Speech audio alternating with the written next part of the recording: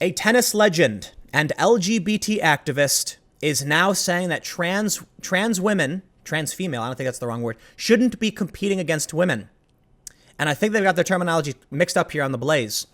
But I normally, I didn't want to make a video about this. I know that's something you hear often. People say, like, I don't want to do a video, so I'm going to do it. No, but here's the thing.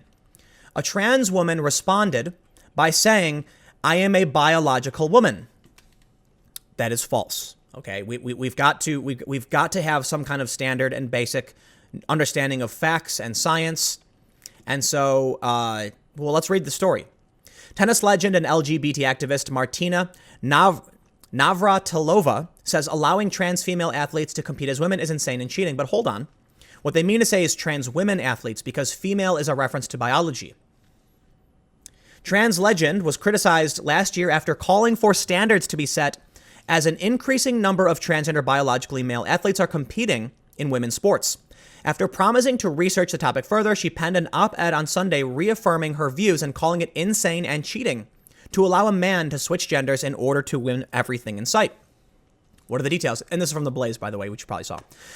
In December, Navratilova tweeted, "You can't just proclaim yourself female and be able to compete against women.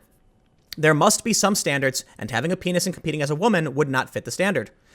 Online outrage ensued. The 9-time Wimbledon champion, who in 1981 became one of the first prominent worldwide athletes to come out as bisexual and then subsequently as lesbian, and who has long campaigned for LGBT rights, was labeled transphobic in a series of responses by transgender cyclist Rachel MacKinnon. MacKinnon was born male and won an event at the UCI Masters Track World Championship in the women's division last year. In response, Navratilova deleted her original message and promised to educate herself on the matter before writing, "Rachel, you might be an expert on all things trans, but you are one nasty human being," adding she wouldn't be bullied into silence. But MacKinnon persisted in her tirade against the tennis star, telling Navratilova, "You are not pro-trans people if you say that trans women with a penis must not compete in women's sport. That's transphobic. Genitals do not play sports. What part of a penis is related to tennis? How does that level a playing field?" Seems like they're willfully trying to obfuscate the issue here. The issue is that there are biological differences between the sexes. It is a fact. That fact will not change. And it's as simple as telling men and women in office to line up from tallest to shortest. We can see them plain and simple. The deviations are rather obvious. But where it gets more alarming is this story from Pluralist. Trans woman responds to transphobic tennis legend, "I am a biological woman." No, I'm sorry. Listen, I'm all for respecting trans people. I'm all for expanding trans rights and all of these things, but I take a hard stance on science. I also believe the scientific community. I lean towards the experts when they say that humans are contributing to climate change. I will not hold a double standard on this issue. If science says this is the case, then I'm going to lean in that direction, not because I'm biased politically, but because I am not a scientist. I also recognize there are many experts in academia who hold certain progressive views on the trans community, and that's fine as well. I'm listening. But until there is a complete overhaul from the scientific community, I am not going to sit here and claim that people who are biologically female can ever become biologically male or vice versa. I have no problem with a trans woman saying that they're a woman. That's fine. I have no problem with a trans man saying they're a man. I'm less concerned with cultural semantics. I recognize culture changes. I recognize the meaning of words can change. I have no issue with these things. I do take issue with the fact that there are certain medical procedures and medications, and there are certain things that affect males differently than females. And that means, no, you cannot become biologically female. Now, what they're doing here as a biological woman thing is a semantic argument, and they clarify this in the article, but let's read on. They say cyclist Rachel MacKinnon on Sunday called an op-ed by 9-time Wimbledon champion Martina Navratilova transphobic for arguing that trans women competing in women's sports is insane. BBC Radio has asked me to discuss Martina's transphobic articles, tweeted MacKinnon, who in October became the first trans woman to win the Women's Cycling World Championship. I will not participate in a discussion panel that takes them seriously and gives them a platform. Would you expect a black person to actively debate a KKK member on civil rights? That's analogous to what you're asking me, she added. No. Navratilova is a lesbian and longtime advocate for women's rights and gay rights, but to the dismay of some of her fans, she has been unrelentingly opposed to allowing athletes to compete in sports according to their gender identity rather than their biological sex. Now, let's address that last comment about having a black person debate the KKK. Most science, the scientific consensus, even among, listen, I can point to even dissenting personalities like Jordan Peterson who are critical of academia for being overwhelmingly left. And when they say things like the idea of intelligence and race is disputed and for the most part leans away from the idea that overwhelmingly IQ is genetic, well, then there you go. I'm not going to side with the racists on this one, the KKK. And I think it's fair to say you don't listen. I'm not trying to equate people who are challenging certain science narratives with flat earthers necessarily, but I wouldn't expect Bill Nye to debate a flat earther. That's ridiculous. I think flat earthers are in the overwhelming minority and we have a scientific consensus. Scientific consensus is not scientific fact, but I, as the layman, defer to the experts, and the experts tend to believe certain things, and I'm going to defer to that plain and simple. That means I think climate change is a serious issue. Not because I am learned on the science, but because there is a consensus, and that's the best I can do. There is also a plumbing consensus as to how plumbing works, and I am not an expert, so I defer to the experts on what to do. If a doctor tells me I need to put pressure on a wound, I'm going to say, you got it. I'm not a doctor. Plain and simple. If the science community and, listen, I interviewed a scientist recently, and Dr. Debrasso pointed out that there absolutely are differences between males and females. That doesn't mean you don't deserve rights as a trans person. It has no bearing necessarily on the determination of whether or not trans people can be competing in sports. There's a difference. So let me find the biological woman thing. Let's get to the biological woman part of this interview. Though the sporting community has increasingly struggled with the issue of transgender competition, earlier this month, USA Powerlifting, the premier weightlifting organization in the United States, announced it was banning transgender athletes from competition. For MacKinnon, there simply is no tension between gender identity and biology. I am a biological woman, MacKinnon tweeted Sunday, saying. And that was in direct reference to the debate a KKK member.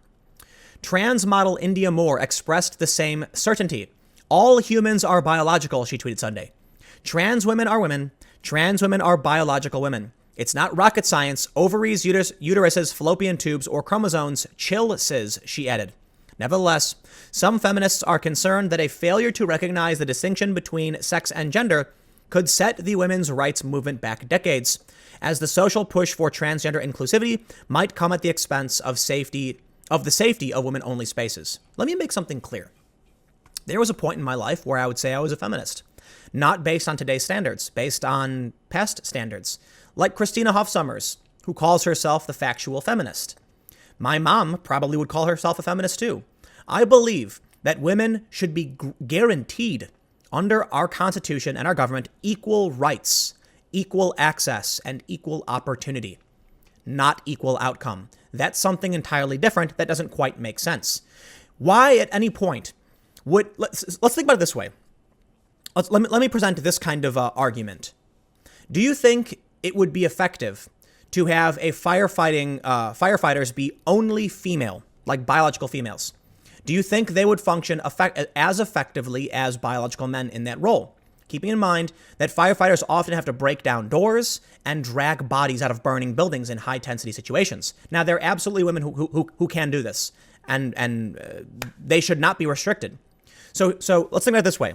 Let's say there's a firefighter's exam.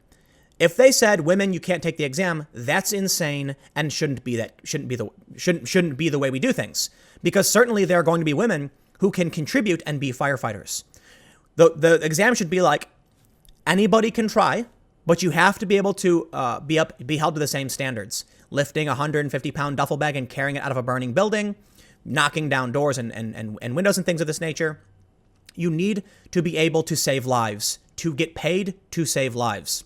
Now, we recognize fully, even in the military, there's different standards for what women need to accomplish and how they need to do things. I remember in middle school, they didn't have girls do pull-ups. They had them do knee-ups and things like that. I'm not saying that's the right thing to do. I'm just saying there is in society an expectation of differences in physical ability. We can look at charts and see there's a difference in strength from those who go through male puberty versus female puberty. Would we have a woman do a job that requires a certain level of fitness that she doesn't, that she can't attain, like being a firefighter? No, that'd be ridiculous. That'd be devastating. When it comes to sports, there is a bit of nuance. We can look to certain roles in science and say, yes, we absolutely understand that, look, a trans person who transitions probably will experience some kind of strength loss, but still have more bone density and more muscle mass. This is widely accepted in the scientific community. It's only historians of medicine or activists who claim otherwise. So we know it's true. We know these advantages exist. I do think it's fair to point out, though, that the rules of sports are arbitrary. We determine them. And so the argument shouldn't be that you're a biological woman. The argument should be that sporting rules are arbitrary and can be changed. We determine what the rules are and we want to change them. Therefore, it's up to us. But to come out and claim that you're a biological woman is to obfuscate the actual issues. I will end by saying one last time to reiterate, and it's something many people, in this space say, like Dr. Deborah So said it. I respect trans individuals and their rights, their experiences, how they feel, all of that. But just because you're of a certain identity group doesn't mean you're infallible and doesn't mean I can't criticize you. I think you should be protected. I think you have a right to life, liberty, and the pursuit of happiness. You should be afforded all rights and guarantee and all rights afforded under the Constitution as any other person in this country. And plain and simple, no disputing that, hands down. But it also means I will criticize you for saying things that I think are wrong. Do I think that trans women shouldn't be competing in sports with biological women? I think there's something to be said and an argument to be made. And we need to consider that biological women are not going to be able to compete to a certain extent. I mean, it's not surprising we're seeing record-breaking weightlifting and winning the women's cycling match. It's plain as day. As to whether or not we want to change the rules, not up to me. It's not up to me, and I'm, for the most part, say, you know what, I'm not in the sport, I'm not going to get involved. When it comes to what I am involved in, skateboarding, I think anybody should compete with anybody. I think if the women want to compete with the men, by all means. I really take no issue with it, plain and simple. But you know what, we'll leave it there. We'll go on too much longer, but it's a tough issue. It really is. And it's one of the defining issues of our current political culture war, how we handle this. So thanks for hanging out. Stick around. I'll have more videos starting tomorrow at 10 a.m. on this channel, and I'll see you then.